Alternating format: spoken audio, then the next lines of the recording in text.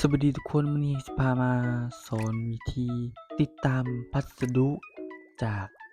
แอปอนุสิทธิ์จะมีวิธีใดๆนั้นเดี๋ยวเราเบิ่งนำกันเลยก่อนอื่นเราก็เข้ามาแอปอนุสิทธิ์หลังจากนั้นเราก็เข้ามาที่ค้นหาทางเทิงนี้ถ้าเราอยากรู้ว่าบิลของเรา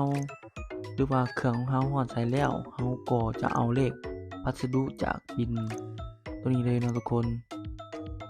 บิลเลขพัสดุของเราจากนั้นเราก็เขียนหรือว่าพิมพ์ใส่ช่องนี้เลยช่องค้นหาตัวนี้จะสะดวกและสบายเราจะได้ติดตามว่าเครื่องฮอดไสแล้วหรือว่าเครื่องฮอดสาขาที่เราได้ฝากลงนั้นเราก็สามารถไปเอาได้ทันทีเลยเมื่อเรากรอกเลขพัสดุเรียบร้อยแล้วเราก็กดค้นหานี่แม่นบิลที่เราได้ค้นหาตอนนี้มันจะเขียนบอกว่าวันที่8เดือน10เวลา 9:27 นาทีแม่นอยู่สาขาต้นทางหรือว่าตอนนี้กำลังได้ขี่เครื่องในเวลานี้หลังจากนั้นเวลา 17:48แม่น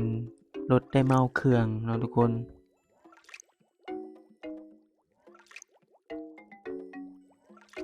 ต่อมาเราจะมาเบิ่งบิลที่2บิลที่2แม่นพัสดุฝากมามีแต่เราก็กรอกเอาเลขพัสดุ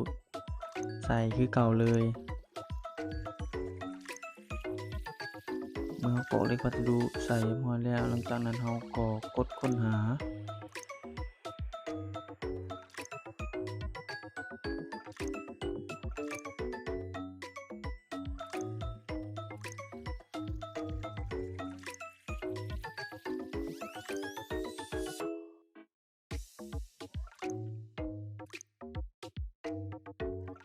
หลังจากนั้นเลขพัสดุมันจะบอกว่าสาขาต้นทางแม่นวันที่3เนาะทุกคน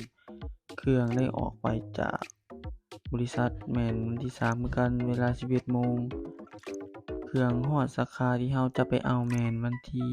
8เนาะทุกคนวันที่8แล้วเราก็ไปรับเครื่องมาเรียบร้อยแล้ว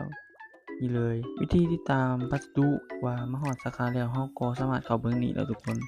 ถ้าว่ามันฮอดแล้วมันก็จะบอกว่าพัสดุของท่านได้ฮอดเรียบร้อยแล้วเนาะทุกคนสามารถเอาได้เลยเมื่อฮอดนี้วิดีโอนี้ก็ได้สิ้นสุดลงแล้วเนาะทุกคนถ้าบ่เข้าใจตรงใดสามารถคอมเมนต์ได้เลย